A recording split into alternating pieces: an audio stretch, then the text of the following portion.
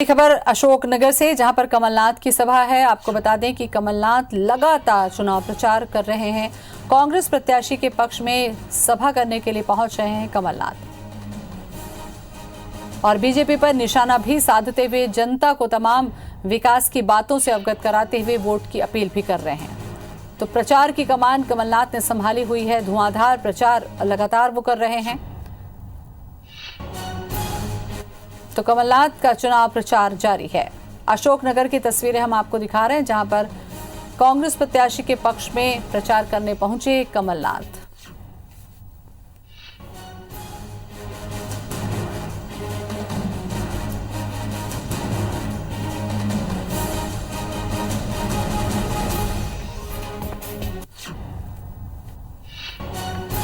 तो कुछ ही दिन का वक्त बचा है उपचुनाव में। मध्य प्रदेश में जिस तरीके से सियासत ने उपचुनाव की स्थिति में लाकर खड़ा किया, उसके बाद ये उपचुनाव बहुत महत्वपूर्ण हो जाते हैं कि सत्ता में बीजेपी रहेगी या कांग्रेस की वापसी होगी। इस लिहाज से दोनों ही पार्टियां चुनाव प्रचार में अपनी ताकत झोंक रही हैं।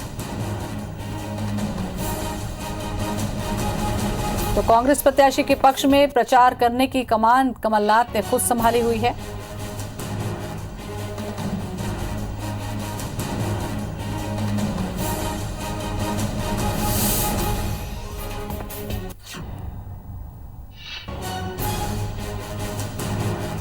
तो दोनों ही बड़ी पार्टियां अपने अपने प्रत्याशियों के पक्ष में प्रचार करने पहुंची हुई हैं। तमाम दिग्गज भी पहुंच रहे हैं और स्टार प्रचारक के तौर पर जनता से अपील करने के लिए मतदाता के बीच पहुंच रहे हैं। कहीं रोड शो तो कहीं पर चुनावी सभा हो रही है।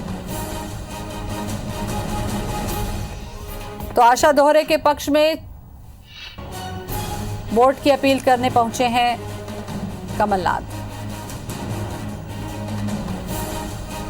तो अशोकनगर की तस्वीरें हम आपको दिखा रहे हैं, जहां पर आशा दोहरे के पक्ष में वोट की अपील करने पहुंचे हैं कमलनाथ।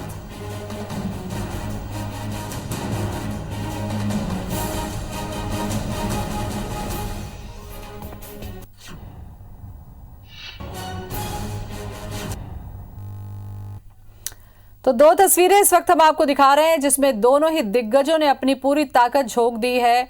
पार्टी को जिताने के लिहाज से अहम जिम्मेदारी निभा रहे हैं। एक तरफ शिवराज सिंह चौहान तो दूसरी तरफ कमलनाथ। दोनों ही दिग्गज एक दूसरे पर निशाना साधते हुए तो बयानबाजी का जवाब देते हुए जनता से अपील करते हुए नेताओं को, निष्ठावान सभी कार्यकर्ताओं को नमन करती हूँ।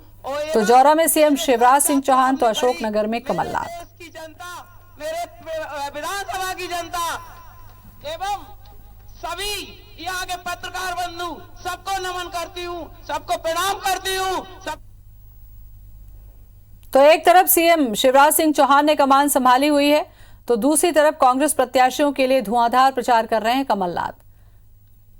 और कमलनाथ का एक अलग ही अंदाज इस बार प्रचार में देखने को मिल रहा है। सीएम शिवराज पर सीधे तौर पर निशाना साधते दिखाई दे रहे हैं और उठाई गई बातों का जवाब भी देते दिखाई दे रहे हैं।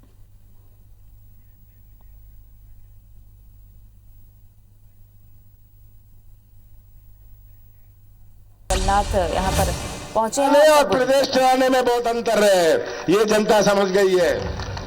और 7 महीनों में शिवराज सिंह जी कहते हैं हिसाब दो। अरे शिवराज जी, हिसाब तो आपको देना है। मैं 15 महीने का हिसाब देने को तैयार हूं। 15 महीने में से 2.5 महीने तो लोकसभा चुनाव और आचार संहिता में गए। 1 महीना गया सौदेबाजी में। 11.5 महीने में 11.5 महीने में जनता गवाह है। जनता गवाह है। सबसे बड़ी चुनौती आज हमारे नौजवानों की, इतनी बड़ी संख्या में ये नौजवान है, इनका भविष्य सबसे बड़ी चुनौती मध्य प्रदेश के लिए है। आज यही नौजवान निर्माण करेंगे मध्य प्रदेश का भविष्य में। और ये नौजवान जो भटक रहा है, इसके सामने अंधेरा है। हमारे बुजुर्गों की दुनिया तो कुछ और थी। हमारे बुजुर्गों ने तो जीवन काट लिया। इन बच्चों की दुनिया कुछ और है। ये बच्चे इंटरनेट से जुड़े हैं, सही बात है। इन बच्चों की दुनिया कुछ और है, इनका नजरिया कुछ और है, इनमें तड़फ है। इनकी तड़फ कोई ठेके के लिए नहीं है, इनकी तड़फ कोई कमीशन के लिए नहीं है, इनकी तड़फ व्यवसाय का मौका मिले और इनके हाथों को काम मिले। ये आज इन बच्चों की, इन नौजवानों की तरफ है। 15 साल में शिवराज सिंह जी जितने उद्योग लगे नहीं मध्य प्रदेश में, उससे ज्यादा उद्योग बंद हो गए। कोई मध्य प्रदेश में निवेश लगाने को तैयार नहीं। आज हमारा अशोकनगर हुआ, हमारा मध्य प्रदेश 4-5 प्रदेशों से घिरा हुआ है।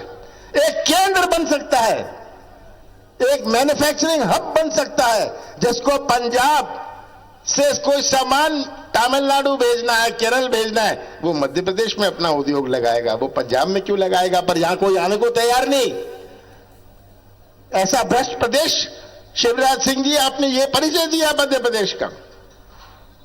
और मध्य प्रदेश की पहचान माफिया से, मध्य प्रदेश की पहचान मिलावट से।